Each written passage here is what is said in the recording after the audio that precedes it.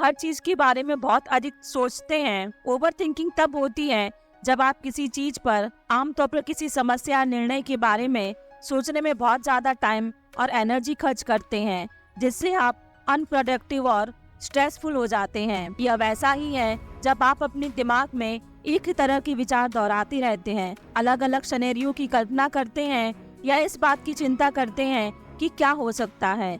चीजों के बारे में सोचना ठीक है, लेकिन जब आप इसे बहुत ज्यादा करते हैं और यह आपको तनावपूर्ण या अटका हुआ महसूस कराने लगता है, इसे ही ओवर थिंकिंग कहा जाता है। यह ऐसा है जैसे आपका दिमाग कोई क्लियर और मददगार समाधान ढूंढने के बजाय इधर उधर घूम रहा है। आज इसी समाधान को हम ढूंढने वाले हैं।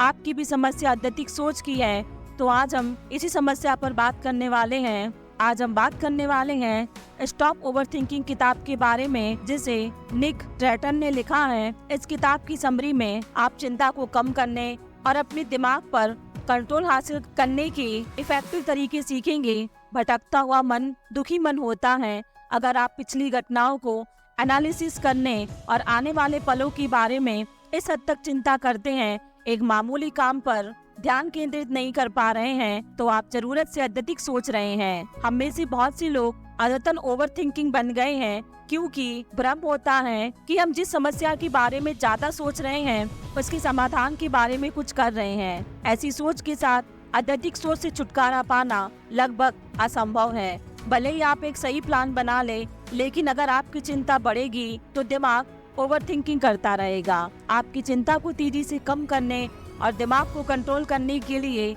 इनकी जड़ों पर काम करना होगा, जो आप इस ऑडियो बुक समरी में सीखेंगे। किताब को आसानी से समझने के लिए ऑथर्स ने यहाँ पर हमें 7 चैप्टर्स बताए हैं। तो चलिए शुरू करते हैं। चैप्टर नंबर 1 है ओवर थिंकिंग रोकने के तरीके। तरीका नंबर 1 है 5-4-3-2-1। 5-4-3-2-1 तरीका आपके दिमाग को इतनी देर तक विचलित कर देगा कि आप नियंत्रण की फीलिंग दोहरा पा सकते हैं। डॉक्टर इस तरीके का इस्तेमाल मरीजों को घबराहट से जुड़ी परेशानी से उबरने में मदद करने के लिए करते हैं। 5-4-3-2-1 तरीका इस तरह काम करता है। तनाव के दौरान धीरे धीरे 5 से 1 तक की उल्टी गिनती गिने। जैसे ही आप उल्टी गिनती करते हैं, अपनी 5 सेंस में से एक को शामिल करने के लिए हर संख्या को एक साइन के रूप में इस्तेमाल करें। 5 बार अपने आसपास के माहौल में 5 चीजों को देखें। 4 बार अलग अलग 4 साउंड सुने। 3 पर 3 फीलिंग्स को महसूस करें। 2 पर 2 स्मेल्स का पता लगाएं और 1 पर किसी एक स्वाद को पहचानें। अगर आप अपने आसपास के किसी सामान की बारीकी, जैसे आपके पास एक लकड़ी की डेस्क की लाइन और कलर्स को नोटिस करने में 1 सेकंड का समय लेते हैं, तो आपकी जागरूकता की बेल आपके दिमाग को छोड़ देती है और डेस्क पर घूमने लगती है। इस तरह 5-4-3-2-1 तरीका को फॉलो करके आप अपनी चिंता को कम करने और उसे कंट्रोल करने की सहानुभूति हासिल करने के लिए आपकी अवेयरनेस की बेल को अपने माइंड से काफी देर तक बाहर रख सकते हैं। तरीका नंबर 2 है काउंटर बिलीव एक्सपेरिमेंट। हर ओवर स्टेटमेंट केस के पीछे कमजोर करने वाला बिलीफ होता है। एग्जाम्पल के लिए, अगर आपका दिमाग किसी प्रेजेंटेशन से पहले ओवर थिंकिंग कर रहा है, तो आपको बिलीव करना चाहिए कि आपको और तैयारी की जरूरत है। आप चिंता पैदा करने वाले असम्पशन को चैलेंज करने के लिए यह स्टेप उठाकर ओवर थिंकिंग बंद कर सकते हैं। नंबर 1 है अपने आप से पूछकर असम्पशन को क्लियर करें। सबसे पहले अपने आप से पूछें कि मुझे अपने बारे में, दूसरों के बारे में या भविष्य के बारे में क्या विश्वास करना चाहिए। नंबर 2, उस कमजोर असम्पशंस को उलटकर एक प्रतिविश्वास बनाइए। अगर आप मानते हैं कि मैं इस प्रेजेंटेशन के लिए तैयार नहीं हूँ, तो इसका प्रतिविश्वास है मैं इस प्रेजेंटेशन के लिए अच्छी तरह से तैयार हूँ। नंबर 3, प्रतिविश्वास एनालिसिस करके एक प्रतिविश्वास प्रयोग को चलाइए। कम से कम 1 मिनट ऐसी चीज जैसे प्रतिविश्वास सच है। अगले 60 सेकंड इस प्रतिविश्वास के साथ जिए कि आप अपनी प्रेजेंटेशन के लिए अच्छी तरह से तैयार हैं। अपने नए असम्पशन का सपोर्ट करने के लिए अपनी पिछली परफॉर्मेंस के बारे में सोचें। जब आप किसी के प्रति विश्वास का सपोर्ट करने के लिए सबूत ढूंढते हैं, तो अपने कोर बिलीफ पर डाउट करना शुरू कर देते हैं, जो आपकी चिंता को कम करता है और आपकी ओवर थिंकिंग सोच वाले दिमाग को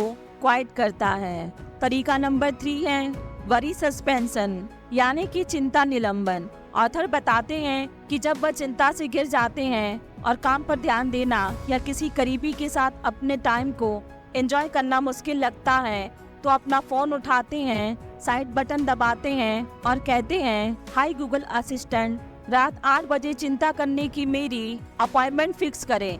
आमतौर पर जब रात के 8 बजते हैं तब तक वह भूल जाते हैं कि किस बारे में बात कर रहे थे। ज्यादातर समय हमारी चिंता सिर्फ एक्सपेक्टेड होनी चाहिए। चिंता करने के लिए एक निर्धारित समय बनाकर आप अपनी चिंता को स्वीकार करते हैं और इसे समय के साथ एक छोटे हिस्से तक लिमिट करते हैं ताकि यह दिन के बाकी घंटों में न फैल जाए। चिंता को टालना एंजाइटी सर्कल को रोकने का बहुत ही सीधा और प्रभावी तरीका होता है। हम शायद ही कभी अपनी लाइफ से चिंता को खत्म कर सकते हैं, लेकिन अवेयरनेस के साथ इसकी शुरुआत और ड्यूरेशन को सीमित कर सकते हैं। चैप्टर नंबर 2 है ज्यादा सोचने का मतलब अत्यधिक सोच नहीं है। यहाँ ऑथर हमें जेम्स की कहानी बताते हैं। जेम्स एक दयालु और समझदार व्यक्ति था। जेम्स हमेशा किसी न किसी बात को लेकर परेशान रहते हैं और आज वह हेल्थ संबंधी एक छोटी सी चीज को लेकर परेशान है। वो अपने कंधे पर एक गांठ देखते हैं, वह ऑनलाइन सर्च करते हैं और इलाज के बारे में देख देख कर ज्यादा सोचते हैं। फिर वह रुकते हैं और खुद को देखकर सोचते हैं कि मैं शायद चीजों के बारे में ज्यादा सोच रहा हूँ। इसलिए वह अपने हेल्थ के बारे में तनाव लेना बंद कर देते हैं और हेल्थ के बारे में अपने विचारों पर ध्यान देना शुरू कर देते हैं। वह सोचते हैं कि हो सकता है मुझे सच में किसी इलाज की जरूरत हो, लेकिन किस तरह के। उनके विचार बढ़ने लगते हैं और जल्दी वह कंसल्टेंट के लिए अपने ऑप्शंस पर बहस करने लगते हैं और खुद से बहस करते हैं, खुद का एनालिसिस करते हैं, खुद का बचाव करते हैं, खुद से सवाल करते हैं और इस तरह सिर्फ एक परेशानी से वह ऐसी बहुत सारी यादों, अंदाजों, डर और एक्सपीरियंस के बारे में सोचने लगते हैं जिसकी जरूरत भी नहीं थी। वह हैरानी से सोचते हैं, क्या मुझे चिंता के कारण पैनिक अटैक तो नहीं आ जाएगा। जिस पल उसके मन में यह विचार आता है, उसका दिमाग उस टाइम के लाखों एग्जाम्पल से भर जाता है जब लोगों ने उसे इससे जुड़ी किसी कमी के बारे में कहा था। फिर वो अपनी सभी कमियों पर लेस लगाते हैं, उसमें से हर एक को अपने दिमाग में घुमाना शुरू करते हैं और सोचते हैं वह ऐसा क्यों है। इसके बाद उन्हें निराशा का एहसास होता है कि वह अपनी हेल्थ को ठीक करने के लिए अच्छी तरह निर्णय नहीं ले पा रहे हैं। फिर से तुरंत उदास महसूस करते हुए नेगेटिव सेल्फ थिंकिंग के तूफान में डूब जाते हैं, जहां वह खुद के बारे में खुद से बार बार कहते हैं, ऐसा हमेशा मेरे साथ ही क्यों होता है। आप देख पा रहे होंगे कि यह मेंटल स्ट्रेस कहां से शुरू हुआ था और इसकी शुरुआत सिर्फ इससे हुई थी कि उनके कंधे पर एक छोटी सी गांठ थी।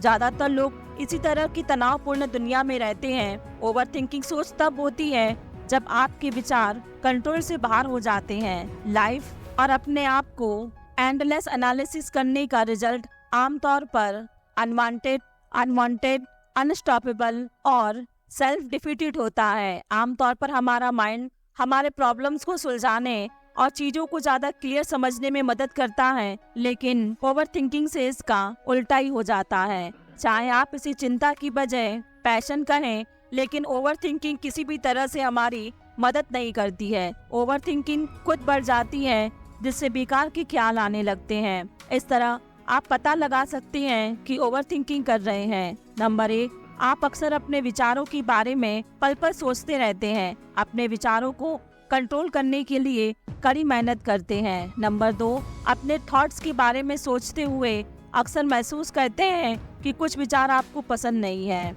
नंबर 3 है, मुश्किल में आप अक्सर अपने आप को और अपने समय को, अपने थॉट्स को प्रॉब्लम का सोर्स मान लेते हैं। नंबर 4 है, आपको डिसीजन लेने में परेशानी होती है और अक्सर आपको जो विकल्प चुनते हैं उस पर शक होता है। नंबर 5 है, आप खुद को बार बार नेगेटिव थॉट्स में उलझे हुए पाते हैं। कभी कभी आपको ऐसा लगता है कि आप किसी थॉट्स पर बार बार लौटने से खुद को नहीं रोक सकते हैं, भले ही वह ऐसा हो जिसके बारे में असल जिंदगी में कुछ नहीं किया जा सकता है। हमारी अपनी सोच को रोकने, विश्लेषण करने और पूछताछ करने की क्षमता यकीनन ह्यूमैनिटी की सबसे बड़ी क्वालिटी है और हमारी कई सफलताओं का कारण है। सोचना कुछ बुरा नहीं है, हमारा माइंड इसके लिए भगवान से मिला एक अनोखा टूल है। लेकिन जब हम जरूरत से ज्यादा सोचते हैं तो इसकी पावर को कमजोर कर देते हैं। चैप्टर नंबर 3 है तनाव की वजह, रीजन फॉर स्ट्रेस।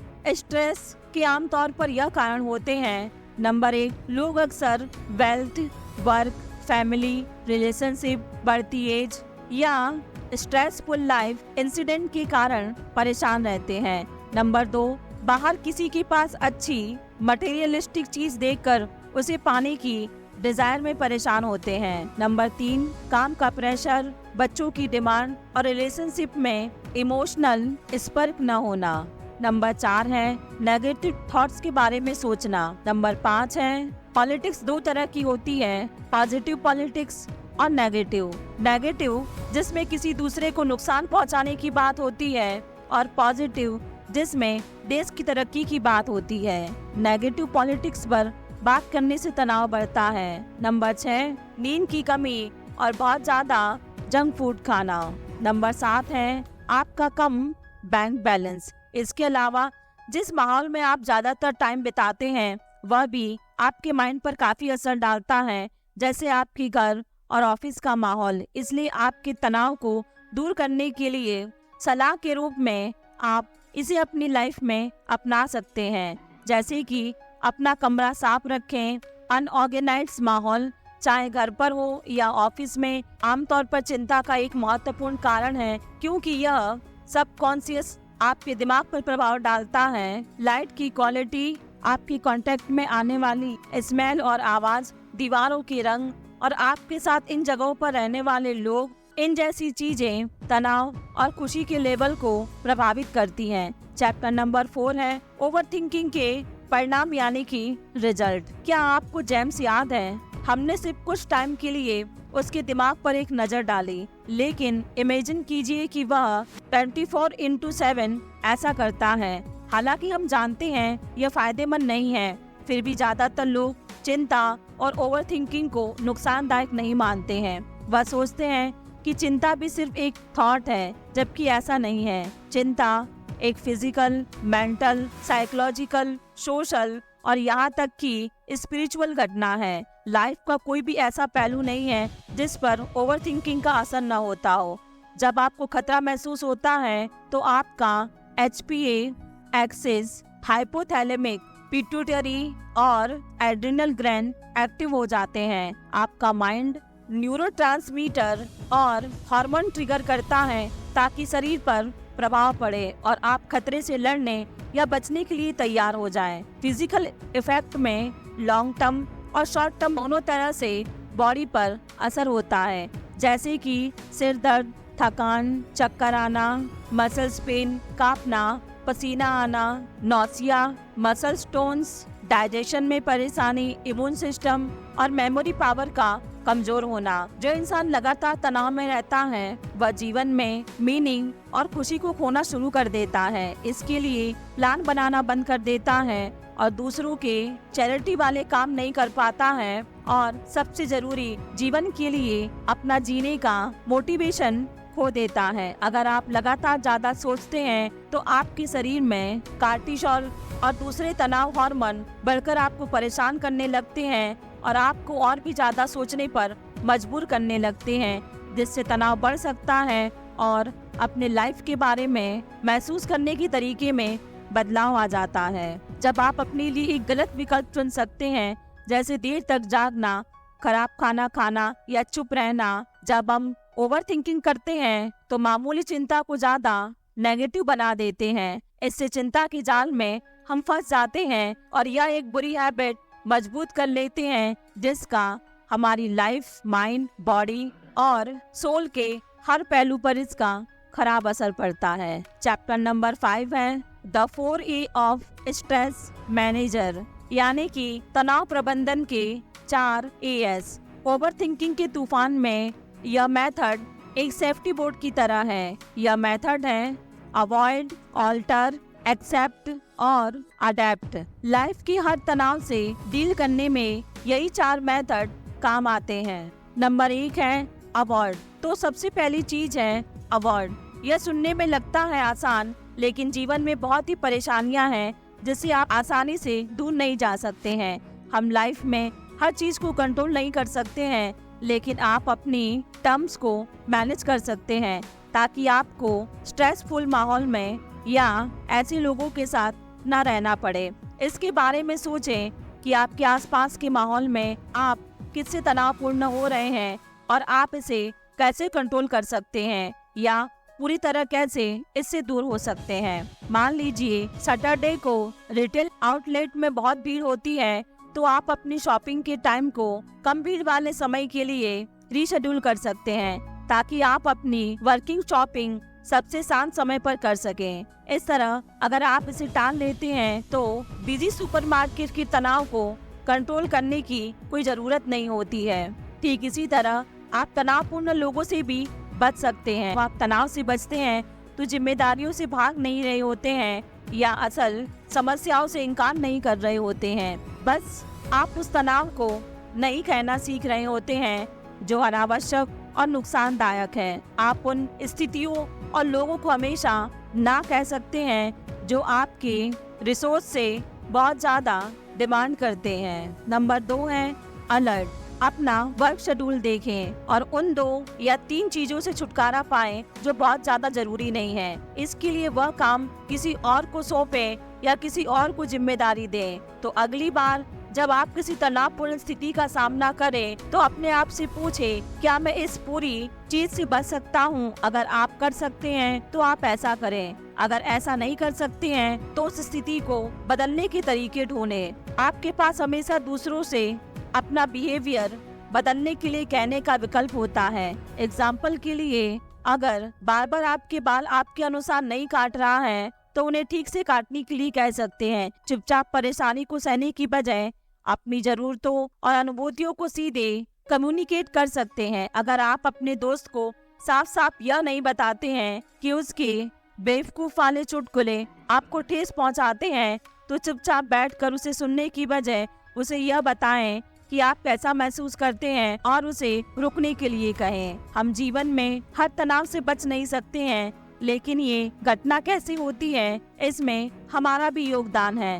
स्ट्रेस कम करने के लिए लोगों से बात करें। इसके अलावा अगर आप उस स्थिति को टाल नहीं सकते हैं तो उस टाइम को पास करते हुए तनाव टालने का तरीका अपनाइए। नंबर 3 है एक्सेप्ट। सबसे पहले अगर आप किसी चीज को नापसंद करते हैं तो उसके बारे में क्लियर रहें। एक्सेप्ट का मतलब यह दिखावा करना नहीं है कि आप वैसा महसूस नहीं करते हैं जैसा आप सच महसूस कर रहे हैं, बल्कि वही दिखाना है जो आप सच में महसूस कर रहे हैं। एग्जाम्पल के लिए, आपके पार्टनर ने रिसेंटली मैसेज के द्वारा आपसे रिलेशनशिप तोड़ लिया है। आप उसके इस निर्णय के बारे में बहुत कुछ नहीं कर सकते हैं, तो अपनी फीलिंग्स को शेयर करने के लिए किसी दोस्त को फोन करके स्थिति को स्वीकार कर पाने पर काम कर सकते हैं।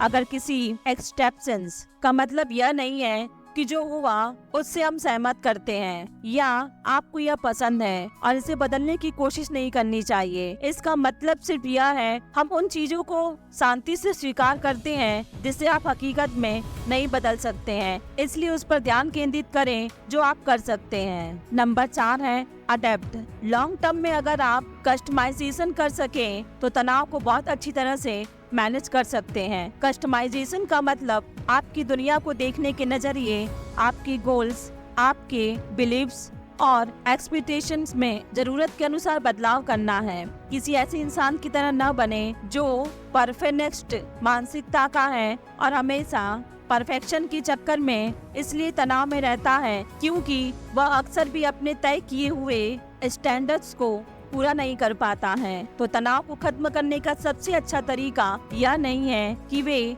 सुपरमैन बनने का रास्ता ढूंढें, बल्कि अपनी एक्सपेक्टेशन को कम करने ताकि उसकी नई स्ट्रेस को अपनाने का मतलब है कि आप जिंदगी का बेहतर ढंग से सामना करने के लिए खुद को बदल दें। इसके लिए होपलेस विचारों में शामिल होने से इनकार कर दें और जानबूझकर ज्यादा ऑप्टिमाइज बनने की प्रैक्टिस करें। इस तरह नजरिए बदलने से आप अक्सर अपने माइंडसेट को फ्लेक्सिबल बनाते हैं, जिससे परेशानी में भी मौके नजर आने लगते हैं क्योंकि जब हम तनाव फ्रेंडली हो जाते हैं तो खुद को मजबूत करने के तरीके ढूंढते हैं। इसके लिए हर दिन उन सभी अमेजिंग चीजों की थैंक यू लिस्ट बनाने की आदत डालें जो आपको असल जिंदगी में मिली है। इसके अलावा अफर्मेशन करें कि आप मजबूत हैं और विपरीत सिचुएशन में डील कर सकते हैं। अगर आपके पास हर तरह की शक्तिशाली अप्रोच, थॉट्स और मोटिवेशन है तो आप कॉन्फिडेंस से सिचुएशन का सामना कर सकते हैं और इन मेंटालिटी के साथ जीने से पर्सनैलिटी बेहतर बनती है। तो ये हैं स्ट्रेस मैनेजमेंट के 4 प्रिंसिपल।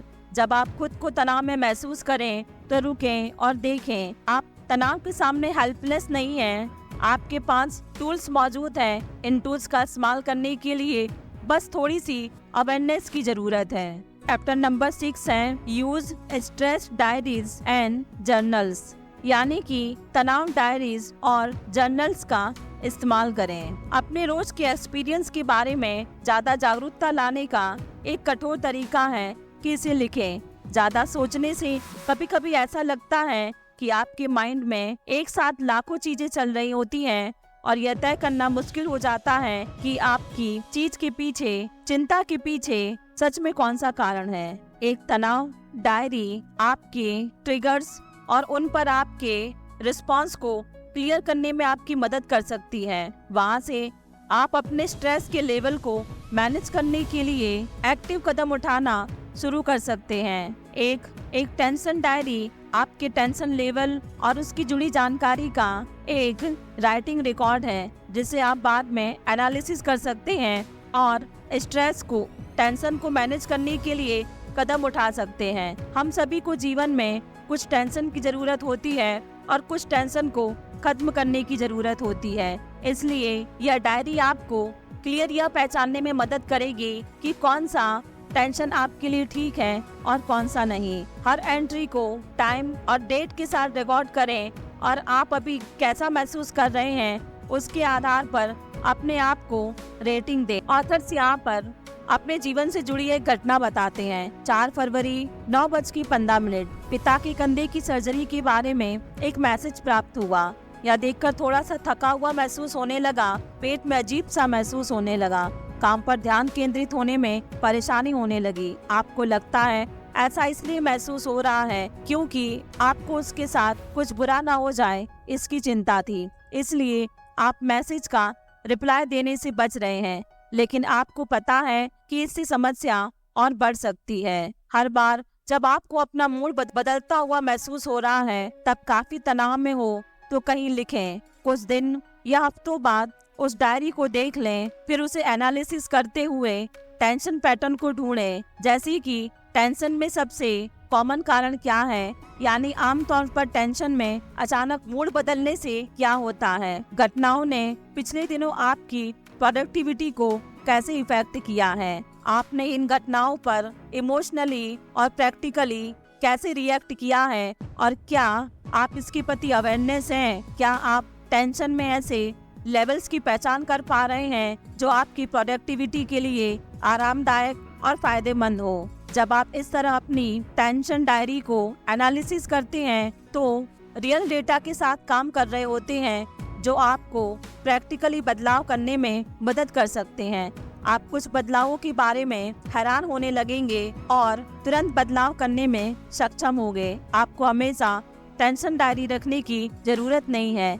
हकीकत में कुछ हफ्तों तक इसका इस्तेमाल करने के बाद प्रोसेस ऑटोमेटिक हो जाता है और आप हर चीज की ज्यादा अवेयरनेस डेवलप करने लगते हैं, जिसके कारण यह आपके लिए करना और भी ज्यादा इजी हो जाता है। एक बार जब आप अपने लाइफ की टेंशन के असल कारण को ढूंढ लेते हैं तो उसे ठीक करने के लिए 4AS टेक्नोलॉजी का इस्तेमाल कर सकते हैं या टेंशन को कम करने के लिए अपनी लाइफ स्टाइल या शेड्यूल को मैनेज कर सकते हैं। अगर आप देखते हैं कि आपका सारा टेंशन एक ही आदमी से आ रहा है तो आप उससे रिलेशन के चारों तरफ कुछ लिमिटेशंस लगा सकते हैं। अगर आप देखते हैं कि गुस्सा आने से चीजों को संभालना मुश्किल हो जाता है तो अपने गुस्से को कम करने पर काम शुरू कर सकते हैं।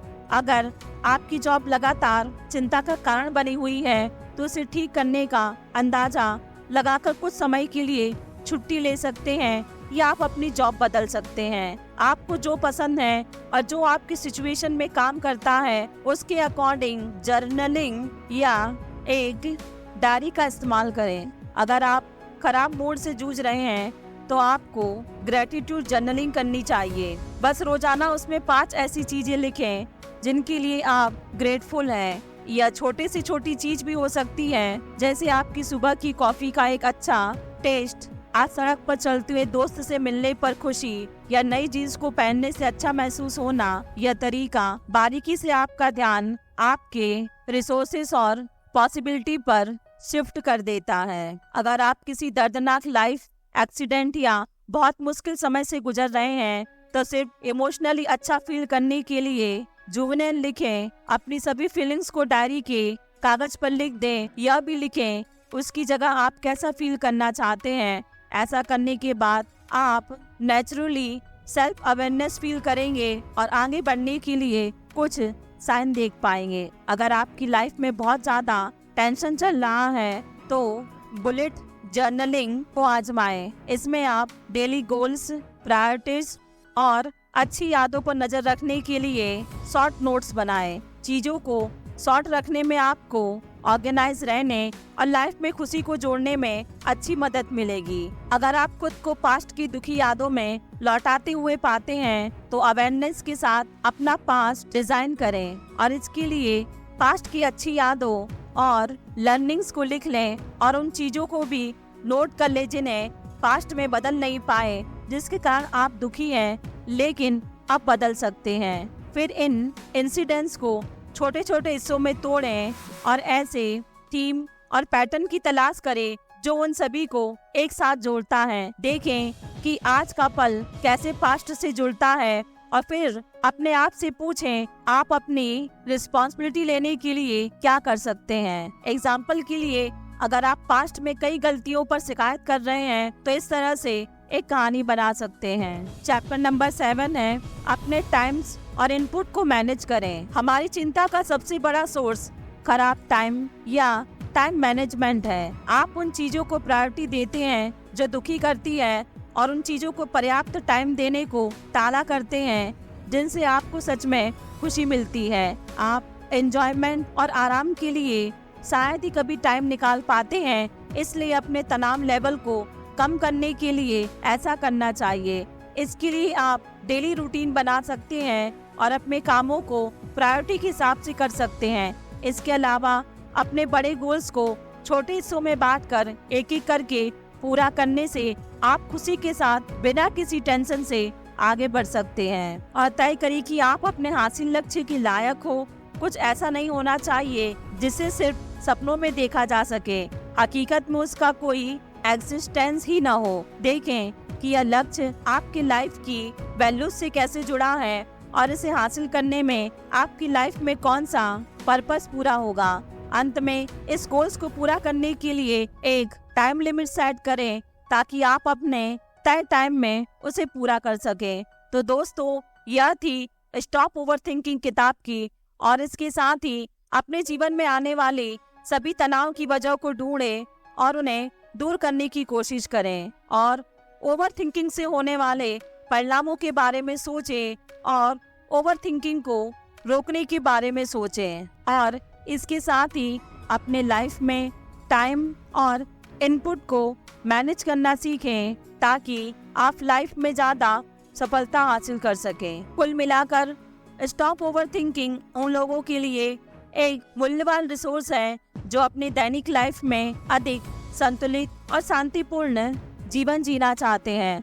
तो दोस्तों, ये थी मेरी आज की ऑडियो बुक समरी। आपको कैसी लगी मुझे कमेंट करके जरूर बताना। साथ ही मेरी चैनल को लाइक, शेयर और सब्सक्राइब करना। धन्यवाद।